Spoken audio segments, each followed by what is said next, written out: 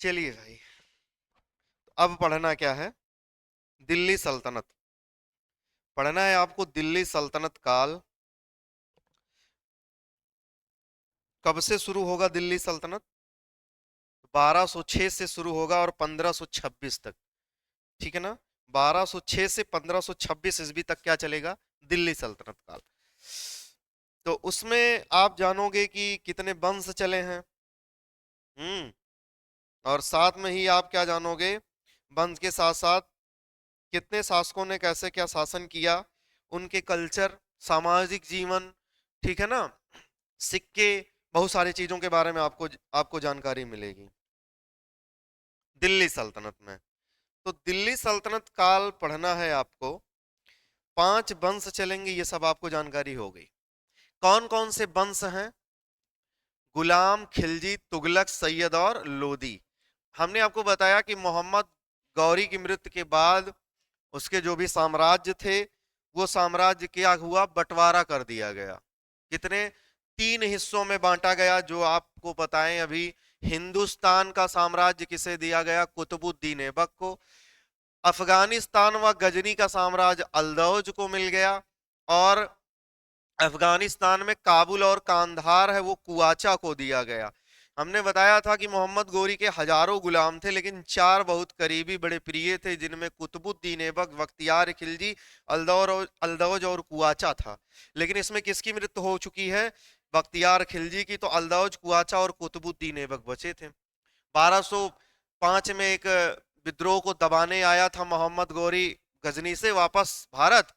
फिर भारत से जा रहा था तो खोखरो जनजाति के द्वारा उसकी क्या कर दी गई थी? हत्या। अब हत्या हो गई। हिंदुस्तान में क्या चला? हिंदुस्तान में कुतुबुद्दीन ऐबक आया तो दिल्ली सल्तनत काल चला 1206 से 1226। 5 वंश चले, पांचों वंश ऐसे हैं। अब इन पांचों वंशों का क्रम कभी कभी पूछ लेता है, तो वो आपको जानना है कि कैसे जानते हैं। तो हम आपको बताए थे गुड़ खाए तसला में ना। गुड़ खाए तसला में, तो गु से क्या हो गया? गुलाम, खा से खिलजी, ता से तुगलक, ला से, सॉरी, सा से सैयद और ला से लोदी। और लास्ट में मे का मतलब हो गया, माँ आएगा, उसके बाद मुगल शुरू होगा। मुगल वंश, बाबर आएगा 1526 में आएगा। मारेगा किसे? इब्राहिम लोदी को। और उसके मृत्यु करने, उसे मार करके फिर क्या करेगा? दिल्ली में ही किसकी स्थापना कर देगा? मुगल वंश की। तो 5 वंश चलेंगे। पहले देखें हम कितने लोग जुड़े हुए हैं ना अभी लाइव क्लास में। 5 वंश चलेंगे और 4 लोग जुड़े हैं। मतलब 5 वंश चलेंगे, हम सब 5 लोग जुड़े हों, तब भी कुछ समझ में आए, है ना? अच्छा, फिलहाल लोग जुड़ रहे हैं। तो जी, रूबी, खुश रहिए बच्चा। तो 5 वंश चलेंगे, उन वंशों में गुलाम वंश चलेगा। और गुलाम वंश कब से कब तक चलेगा मैं यहीं लिख भी दे रहा हूं, ठीक है ना? टाइम पीरियड भी वो नोट करेंगे। कब से? 1206 से 1290 ईस्वी तक क्या चलेगा? गुलाम वंश। उसके बाद 1290 से 1320, 1290 से 1320 ईस्वी तक क्या चलेगा भाई? खिलजी वंश चलेगा। हाँ, ये जानते रहिए, 1290 से 1320 तक खिलजी वंश। 1320 से 1414 ईस्वी तक क्या चलेगा? हाँ, ईस्वी पीछे लिख लीजिएगा। 1320 से ना 1413 ईस्वी तक, 13 तक भाई, ठीक है ना? 13 ईस्वी तक क्या चलेगा? तुगलक वंश। मतलब 1414 भी मिलता है, आप परेशान ना रहिए। मान लीजिए हमने 13 लिख दिया, 14 लिख लीजिए।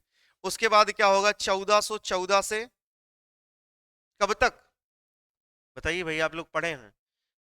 14 से 14 के बाद कितना? 1451 तक। 1451 तक क्या चलेगा? सैयद वंश। उसके बाद 1451 से 1526 तक क्या चलेगा? लोदी वंश। ये वंशों का क्रम है, आप ये जानिए, और इनका समय सीमा है। अब यही इन्हीं समय सीमा में आप ये भी जान जाएंगे कि कौन सा वंश सबसे अधिक अधिक समय तक चला था, कौन सबसे कम। सबसे कम कौन चला है? सैयद ना। देखिए, सबसे कम खिलजी चला है जी। माफी चाहते हैं। सैयद वंश चला है जी। सैयद वंश 1414 से 1451 तक ना जी। और खिलजी, हाँ खिलजी सबसे कम और तुगलक सबसे ज्यादा। तुगलक वंश सबसे ज्यादा, तो ये भी आप यहीं क्लियर कर लीजिए। अब यहां शुरू होगा क्या, यहीं शुरू होगा क्या, गुलाम वंश। ठीक, तो अच्छा हाँ, जब 5 वंश चलेंगे तो ये जानिए, ये जो 5 वंश चलेंगे ना, ये पांचों गुलाम, खिलजी, तुगलक, सैयद और लोदी, तो जो भी शासन करेंगे, शासन करने वाला एक शासक होगा। उस शासक को क्या कहा जाएगा, शासक ना कह करके उसका नाम क्या होगा, अब सुल्तान होगा। अब पूरे इन 5 वर्षों में सुल्तान मतलब वो होगा, दिल्ली का अगला सुल्तान कौन बना, अगला सुल्तान आप पढ़ोगे, समझ रहे हैं ना। अब दिल्ली ही इनकी क्या बन जाएगी, हब होगी, दिल्ली राजधानी बनेगी, ठीक है ना। और यहीं से शुरू होगा क्या, सुल्तान का क्रम। तो आगे चलें, अब आगे चलते हैं, तो देखिए सबसे पहला किस किस वंश के बारे में हमको जानना है। वो वंश होगा आपका क्या, दिल्ली सल्तनत काल पढ़ रहे हो। हम्म, और उसमें आप पढ़ोगे, पहला जो वंश है वो है गुलाम वंश। गुलाम वंश, इसको और क्या कहते हैं, ममलूक वंश, ठीक है ना। हाँ, मामलूक या ममलूक लिखा मिलेगा, मामलूक वंश, ममलूक वंश। और कौन सा वंश कहते हैं, नहीं दास नहीं, जो मिला हो, है? इलवरी वंश, हाँ, क्या बोलते हैं, इलवरी वंश इसे कहते हैं। कब से कब तक, 1206 ईस्वी से 1290 ईस्वी तक। ये इतनी बात आप नोट करेंगे, अब पूरी बात सुनेंगे बस। क्यों, दिमाग आपको, दिमाग में आपकी ये बात आएगी कि इसे गुलाम वंश, मामलूक वंश या इलवरी वंश क्यों कहते हैं। तीन बात आई ना, तीनों बातों को जानना होगा। अगर आपके अंदर जिज्ञासा है, जानना है तो जानोगे, नहीं तो कहोगे कि ऐसे होता होगा, ऐसे है, नहीं जानना है पढ़ लिए, बात खत्म। जिसके अंदर जानने की इच्छा होगी वो जानेगा, तो फिर वो कोशिश करेगा। मतलब जिज्ञासा से ही आविष्कार हुए हैं, जिज्ञासा ही आविष्कार की जननी है। कोई आविष्कार कुछ नया खोजा गया है तो जिज्ञासा की वजह से। ऐसा क्यों होता है, समझ रहे हैं ना। तो ऐसा क्यों होता है, तभी विज्ञान जो है जन्म लिया और फिर एक एक चीजों के बारे में अध्ययन होता हुआ चला गया। तो ऐसा इसलिए होता है कि ऐसा क्यों होता है, ऐसा क्यों लिखा गया है, तो इसका कारण है। गुलाम वंश क्यों हुआ, क्योंकि गुलाम वंश की जब स्थापना होगी, इस पूरे वंश में कोई ना कोई किसी ना किसी का गुलाम होगा। अभी कुतुबुद्दीन ऐबक किसका गुलाम था, मोहम्मद गौरी का, गोरी का, ठीक है ना। कुतुबुद्दीन ऐबक का गुलाम अभी आएगा, एक हो जाएगा, वो इल्तुतमिश उसका गुलाम होगा। तो अभी इसी वजह से इसे क्या कहा गया, गुलाम। इसी वजह से इसे क्या कहा गया, गुलाम। मामलूक वंश क्यों होगा, मामलूक का मतलब ही होता है स्वतंत्र माता पिता की क्या हो, गुलाम संतान। क्या होता है, स्वतंत्र माता पिता की, माता पिता की गुलाम संतान। इसका मतलब समझ पा रहे हैं, माता पिता क्या थे, स्वतंत्र थे, लेकिन उनके बच्चे क्या हो गए, गुलाम हो गए। तो इस वो ऐसे उनको उस ऐसे संतान को क्या कहा जाता, मामलूक कहा। तो जो कुतुबुद्दीन ऐबक है, इनके माता पिता क्या थे, स्वतंत्र थे, वो किसी के गुलाम नहीं थे। लेकिन ये गुलाम था किसका, गौरी का। इल्तुतमिश के माता पिता गुलाम नहीं थे, लेकिन इल्तुतमिश गुलाम है किसका, कुतुबुद्दीन ऐबक का। समझ पा रहे हैं ना, इसीलिए क्या कहा गया, मामलूक कहा गया। इलवरी क्यों कहा गया, क्योंकि इस वंश का जो वास्तविक संस्थापक माना जाएगा, वास्तविक जो संस्थापक माना जाता है, वो किसे माना जाता है, इल्तुतमिश को। अब इस वजह से नहीं, क्यों क्यों माना जाता है, ये आगे जानेंगे ना। अगर आगे जानेंगे, सस्पेंस बना रहेगा तो पढ़ने में अच्छा लगेगा। यही जान जाएंगे। अगर पहले ही हम लोग जान गए होते कि गंगाधरी शक्तिमान था तो पूरा एपिसोड देखबे ना करते। पहले ही जान जाते गंगाधरी क्या है, शक्तिमान था। वो तो बाद में, बहुत बाद में पता चला तक जो गंगाधर है वो शक्तिमान है। मतलब हालांकि हम लोग जान गए थे, लेकिन इस बात को सम्राट किल्विस नहीं जान पाया था कि गंगाधर ही शक्तिमान है।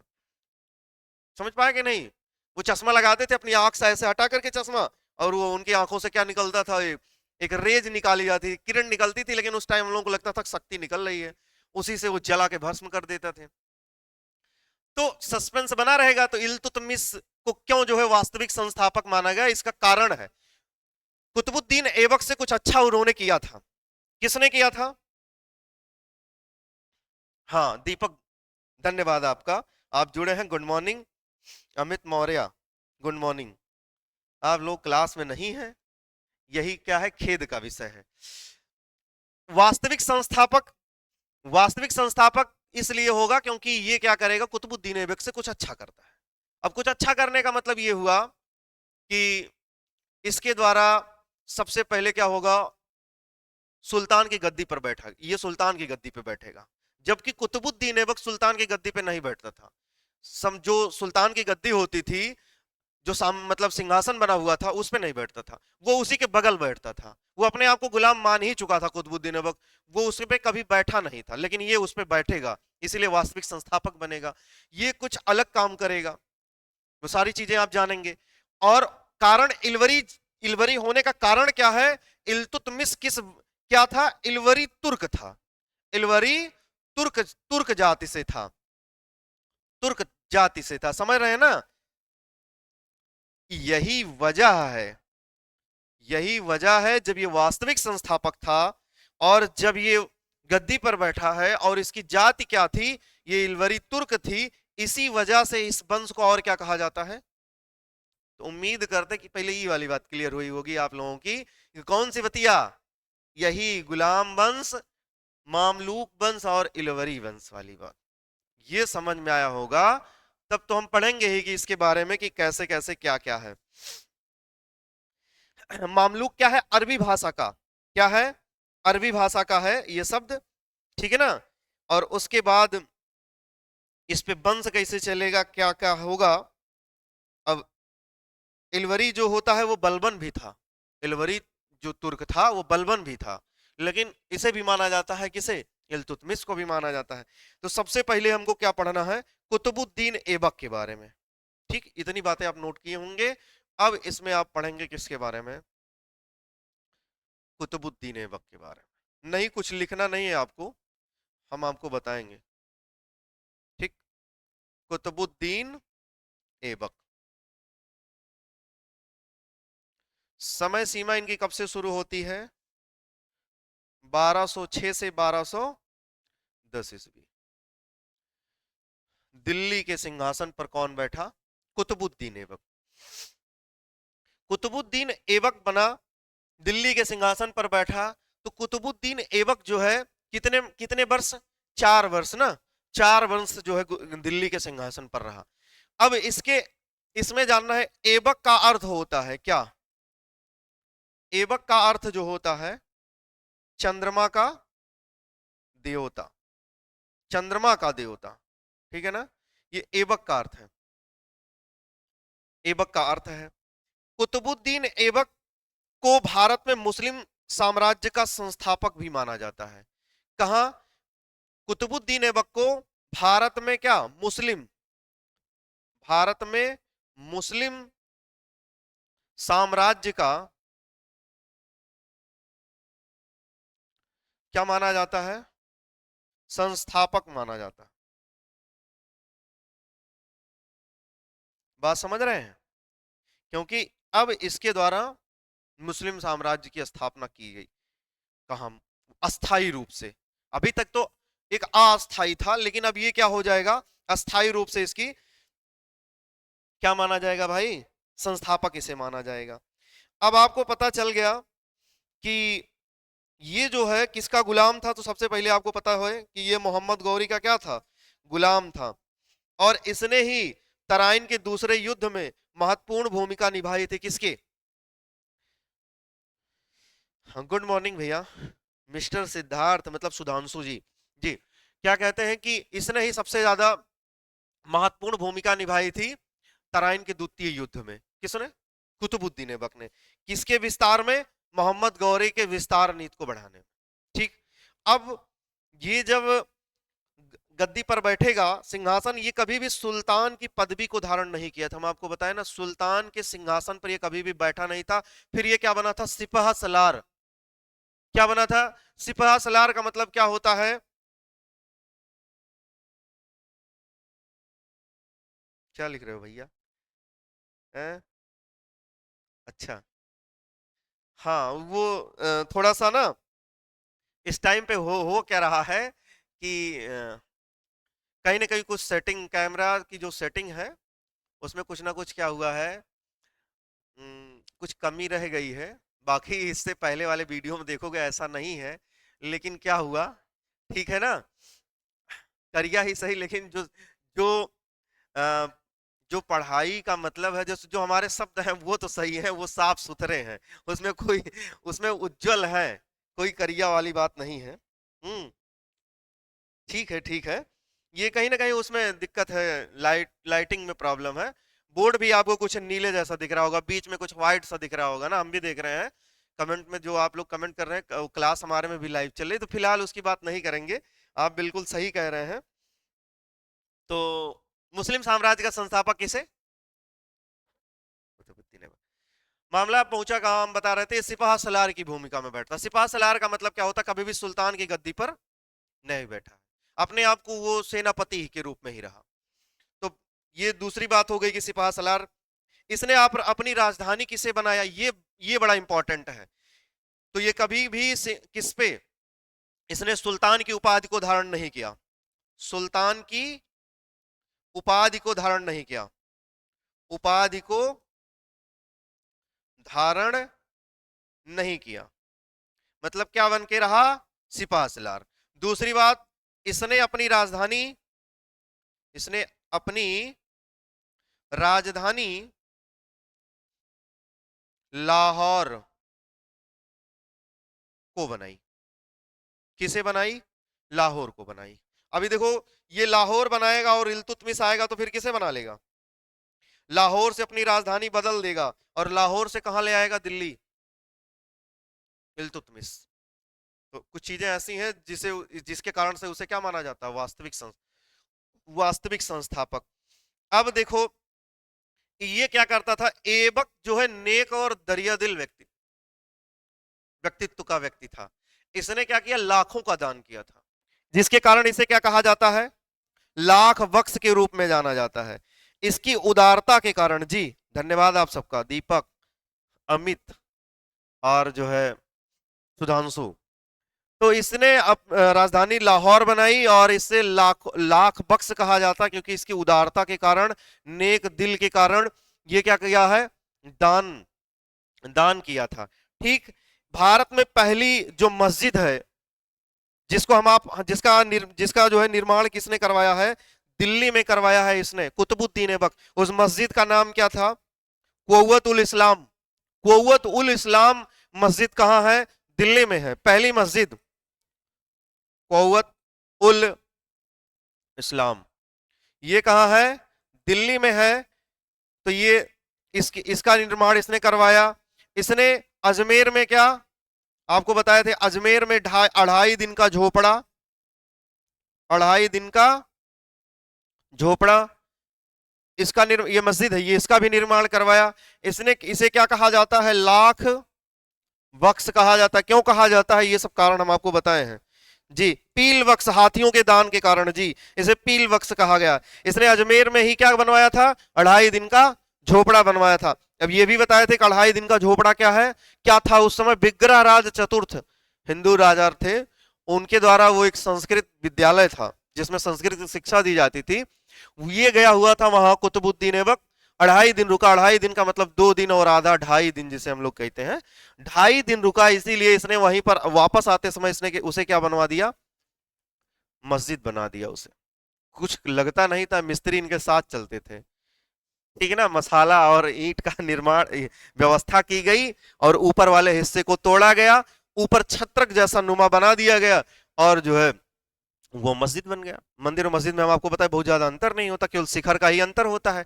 तो 2.5 दिन का झोपड़े का निर्माण भी किसने करवाया? इसने करवाया। और एक मशहूर सूफी संत ख्वाजा कुतुबुद्दीन, क्या नाम था उनका? बख्तियार काकी जी।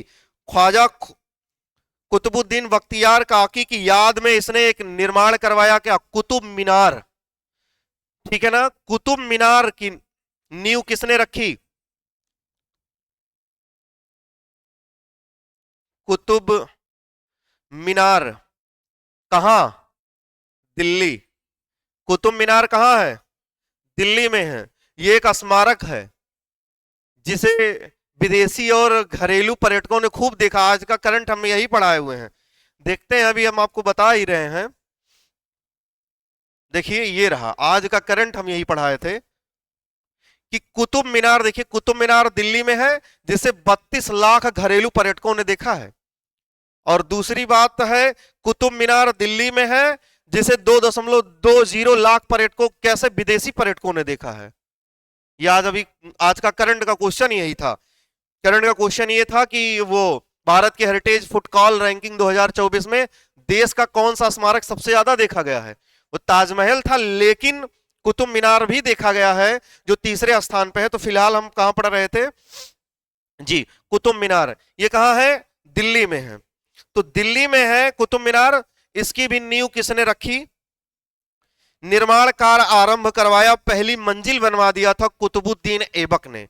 बात समझ रहे? किसकी याद में? उसके जो है एक प्रसिद्ध सूफी संत जिनका नाम ख्वाजा कुतुबुद्दीन बख्तियार काकी था। कुतुबुद्दीन बख्तियार काकी, उनकी याद में इसने क्या करवाया था? दिल्ली में कुतुब मीनार की नींव डाली। अब ये ना समझिएगा कि अपने नाम से इसने डाली थी, नहीं, एक सूफी संत थे आपको। और हम ये भी बता चुके हैं कि भाई जो ये मोहम्मद गौरी था 1192 ईस्वी में, उसी के साथ एक सूफी संत आए थे जिनका नाम क्या था? ख्वाजा मोइनुद्दीन चिश्ती, जो अजमेर में रहे, अजमेर में ही रहे और अजमेर में ही उनकी मृत्यु हो गई, और उन्हीं की कब्र पर दरगाह है, अजमेर की जो दरगाह